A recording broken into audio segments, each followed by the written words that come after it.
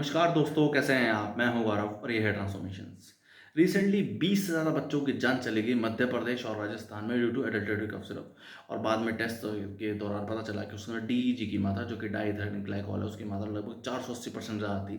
उस दवाई में पर्टिकुलर 0.1% होनी चाहिए थी, बट उसमें जो मात्रा थी 48% थी।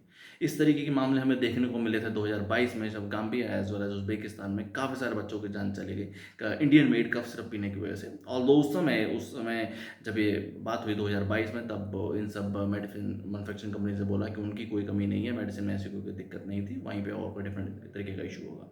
अगर हम भारत की जो फार्मा इंडस्ट्री है उसको समझने की कोशिश करेंगे, तो फिलहाल भारत लगभग 1/5 जो मेडिसिन कंज्यूम होती है या जो मैन्युफैक्चरिंग होती है वो करता है। और ओवरऑल अगर रेवेन्यू के बारे में समझेंगे तो लगभग 6% जो हमारा एक्सपोर्ट है, एक्सपोर्ट रेवेन्यू, वो मेडिसिन इंडस्ट्री से ही आता है। रिसेंटली 2023 में जब सर्वे हुआ भारत की मेडिसिन से जो मैन्युफैक्चरिंग होती है उनके ऊपर, तो ऐसा पाया गया कि लगभग 3% मेडिसिन, या कह सकते हैं 100 में से 3 मेडिसिन वो सब स्टैंडर्ड लेवल की थी। और उसके ऊपर 2 रीज़न बताया गया। फर्स्ट ऑफ ऑल जो है वो एडल्ट्रेशन, डेफिनेटली फॉर प्रॉफिट के लिए मिलावट करना, जिसका प्रोमिनेंट एग्जाम्पल हमें देखने को मिला। और सेकेंडली पुअर मैन्युफैक्चरिंग इंडस्ट्री, जो हमारी जो इंडस्ट्रीज हैं वो एक तरीके से उनके पास वो सब स्टैंडर्ड्स मेंटेन नहीं कर पाते, या एक तरीके से उतना इन्वेस्टमेंट नहीं है।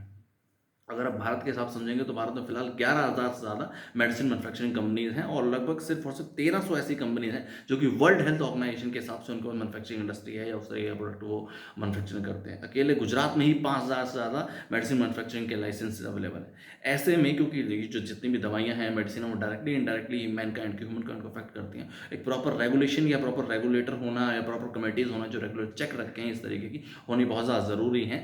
और इस तरीके के जब भी हादसे होते हैं, जो हमें रिसेंटली मध्य प्रदेश और राजस्थान में देखने को मिला, तो हमें राज्य की सरकारों को, भले ही केंद्र की सरकारों को, ये एक पैरामीटर बनाना चाहिए कि ये सिर्फ और सिर्फ आखिरी हादसा है, आखिरी एक्सीडेंट है। इसके बाद इस तरीके के हादसे बिल्कुल भी ना हो, और जो हमारे रेगुलेटर्स हैं, जो हमारी कमेटीज़ हैं, जो प्रॉपर एक तरीके से चेक्स हैं, वो टाइमली बेसिस पे हों, और इस तरीके की चीज़ों को अवॉइड किया जा सके। जय हिंद, जय भारत।